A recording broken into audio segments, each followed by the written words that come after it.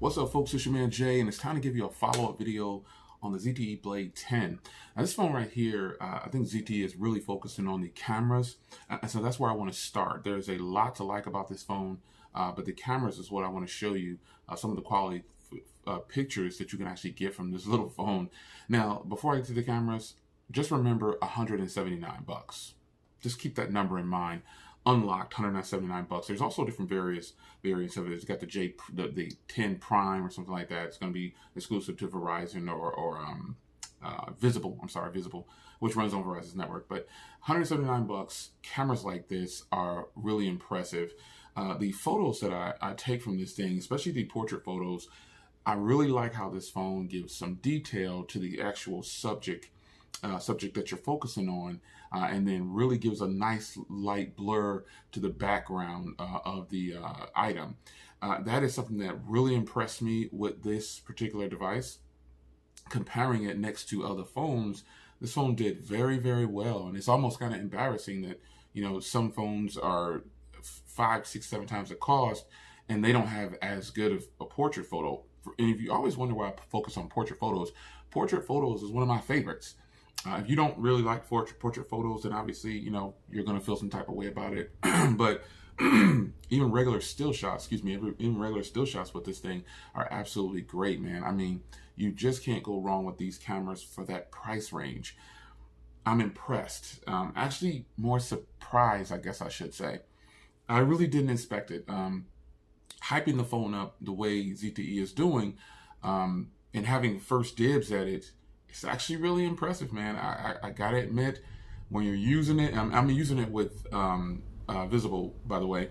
When you're using it with whatever carrier you're using it with, I have the unlocked version, but the service on here is actually really, really good, man. So that's another thing you need to keep in mind. But these cameras, totally impressive. I can see why they are focusing on them, because the front camera is really good. I gave you the samples of the front camera when I did my first impressions a while back, and they are extremely impressive.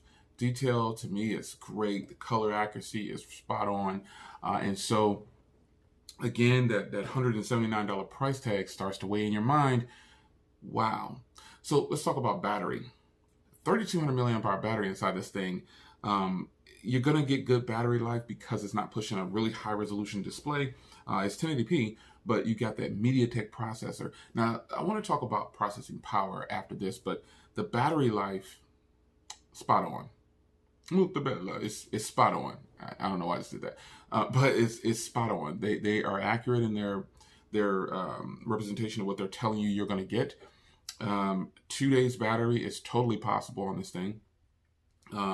I'm more in the 1.5 to 1 day field, because, you know, you're pushing up 6, 7.5 hours of screen on time, and you're watching constant videos like I am or whatever you're doing. But another user could definitely get 2-3 days out of this phone, possibly, for sure. And it does have that ultra power saving mode for the battery, which I really enjoy. I turn that on at night to help save battery when I'm not using the phone. Why not? If you're sleeping, turn on the power saving mode if you have an option like that on your device. I totally tell people to do that all the time. So another thing is the things that come with this phone, which is the processing power. It has a MediaTek processor, and it's the P60, I believe. The Helio P60. Don't let that scare you, folks. MediaTek, they're bigger than what we give them credit for. They're just not that. They just get crapped on in the U.S. because they don't make a stronger presence in the U.S. But they have some really good processors. And in my past experience with other MediaTek devices, it's been like more of a 50% I like, 50% I don't like. But the MediaTek processors today have really gotten better.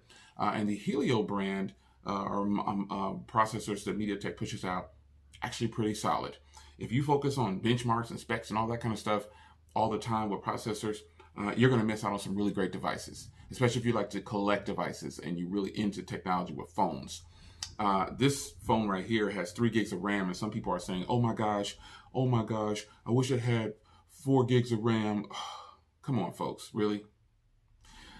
3 gigs of RAM in this phone with stock Android is more than enough. Blazing fast. It is just more than enough. You're not going to be able to tell the difference. And I think the people who are saying that probably don't have it.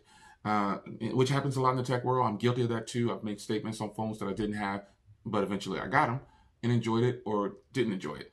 So this device right here is definitely one that's going to kill the battery, give you killer battery. Cameras, salute, spot on.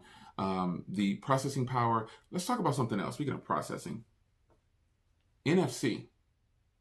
Some people complain about phones not having NFC. NFC. I mean, what you can do payments and everything. So let me mute this phone before it starts beeping.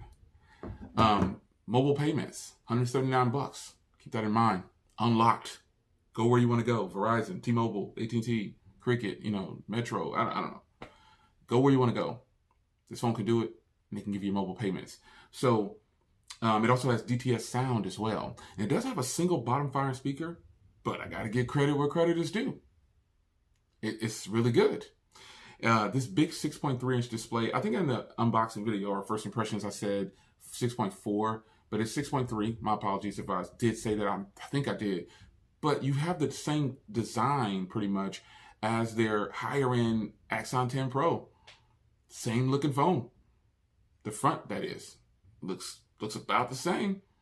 And it's a full display, if you will. It's really good, man. I don't have too many complaints.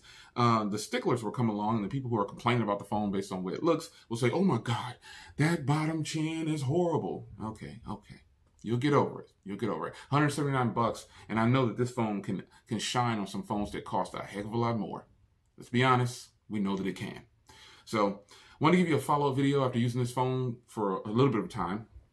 A little bit more than 2 weeks, probably maybe more like 3, I'm not sure. Probably 2. Yeah, about 2 weeks probably. But nonetheless, impressive.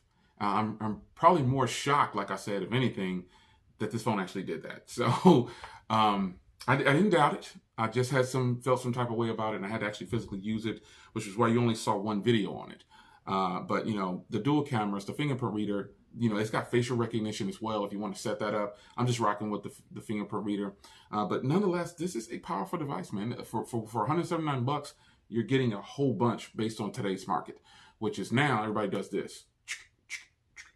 Let me upload that to Instagram. That's what people do. So it's your man Jay. Hope you guys enjoyed. I will see you guys in the next video. This is ZTE's latest offering to a pocket-friendly phone that's basically not going to hurt your budget. And then you got some great features packed in here. So dislikes, not feeling the black shiny back. What else? I don't know. It's got a headphone jack. It's got fast charging. It's Type-C. I mean, just the hardware. But it's $179. So what do you expect? It's your man Jay. Hope you guys enjoyed, and I'll see you in the next one. Take care.